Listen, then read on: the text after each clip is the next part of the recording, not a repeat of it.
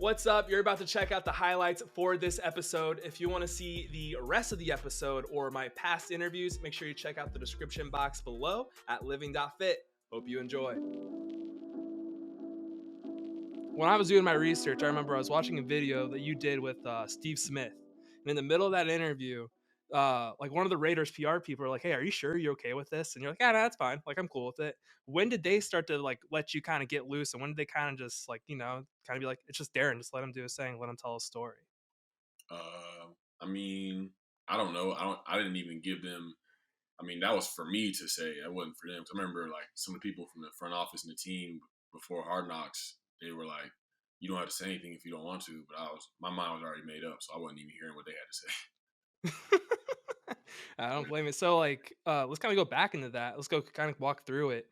For you, I mean, like it was kind of it started in high school and it lasted until you tried to get kicked out of the NFL. Like that was kind of your goal. What was the point when you realized that you had a problem? Like what was that? When was it? Was it college? Was it in the NFL? Or when was it?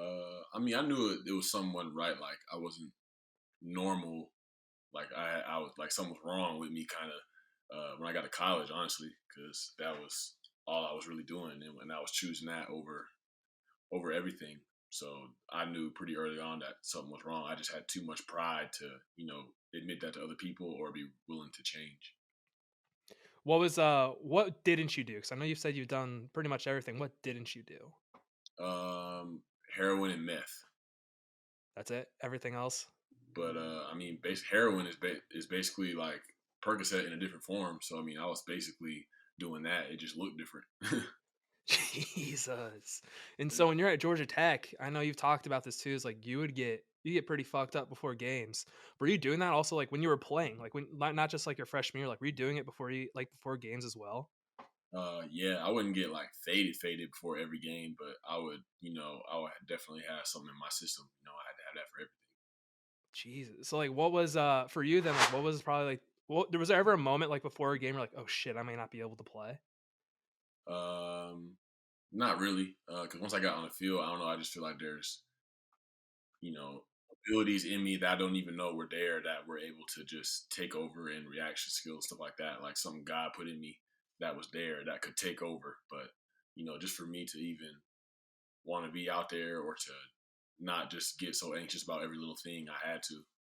Man, that's crazy. And then another thing too was you said like at one point in your life you've probably failed over like 100 drug tests. Like at Georgia Tech though, you only failed 2. How'd you get away with so many drug tests? I don't know at Tech, but in the league, it was just. I mean, their drug policy is very lenient. They try to work with you, so over time, like they kind of track you and see if you're doing better, see if you're doing worse. And I was just failing every single one I was taking on purpose, so I wasn't even caring. And then wasn't there at one point like you were in the drug program going into the league and they almost like got you out of it. And like what was that whole thing like? Yeah, like can you kind of walk us through that? They brought me to New York for like a psych evaluation, and I basically just finessed that and basically lied on everything and said I was fine. And they were like, if you get through the end of the preseason without like any issues, then we'll probably let you out of the program. But like I wasn't even worried about that. Like I was like, there's nothing Yeah. else for me to stop. And so then want to walk us through August 11th, 2017? Yeah, I overdosed in my Jeep off pills that were ended up being fentanyl, and yeah, that ended up being the last day I ever used. That was enough to kind of shake me and make me look at things differently and be open to change. And when did you start to get a desire to play football again? At least not like longer than 6 months into my suspension before I really actually was like, okay, like maybe like I will go back and give it a try. But the first 6 months, I was working out, but not with any aspirations of playing football again. Like I was kind of over it. And so, like for you, I know for everyone who battles this, like I have family members who battle this. Like everyone has a different trigger that kind of makes them want to like get back into it. For you, like what are your triggers? Like what's something like you literally cannot let yourself in that position? Is it just people? Is it events? Is it certain situations? Like what is it for you?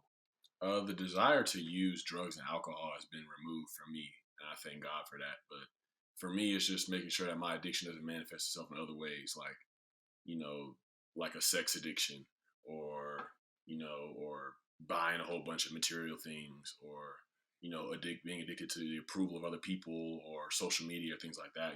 Like the disease of addiction in me, like it's not drugs and alcohol anymore, but it could easily be something else. So it's just doing the work on my spirit so that I'm not just saying like, oh yeah, I don't use drugs and alcohol, but this thing over here has control of me just like drugs and alcohol did. So it's just making sure that I'm free in all aspects.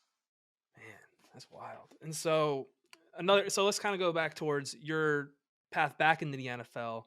The Yeah. Ravens sign you back, and you're just lighting it up on the practice field and training camp. And they're at the point where like, we're not going to let this guy play. We're going to put him on a practice squad. We're not going to give him reps. For you, is that kind of like, well, shit, I must be pretty good if they're doing this, or is it almost like a dude, I want to go out there and play. I want my spot. I was able to see it from a lot more mature perspective, just from the rehab and all the things I had done to work on myself on the inside. So I was able to see that as them trying to making a business opportunity, and I had the choice whether to take that personal or not. And I realized it was greater for me going forward if I didn't take that personal and just continued to improve myself and work in my process. Because at the end of the day, I had an opportunity to go to work every day and improve, and that's all I wanted. And to play football, to love playing football. It doesn't matter if a crowd's there or not. So I had that opportunity and was just trying to take advantage of it. And then you got that opportunity finally, and it was off of just practice warm-ups with RG3. John Gruden saw, he's like, I need him. And then he goes out and signs you. Like, what was that like, having the guy, just John Gruden comes out of his way and picks you up off a practice squad without seeing you actually play? It was pretty surreal. I think after, the coach like told him about who I was, he went back and he actually was called like a Monday night game when I was on the Ravens. We played the Patriots, and I had a touchdown in that game. And he just like went back and looked at film and remembered me from that 2015 draft class. So, but I mean, it was crazy, honestly. Like it was like that next day, I was trying to get my Jeep fixed because like my side mirror had got knocked off, so I was at a collision shop, and then my agent called me. He was like, "You're going to Oakland." I just pretty much like left my car there and just dipped. Was that the same Jeep that you had from the overdose? Yeah. Do you still have that car? I do still have that Jeep. Really? Do you even use it, or is it kind of like a reminder to you of like your past?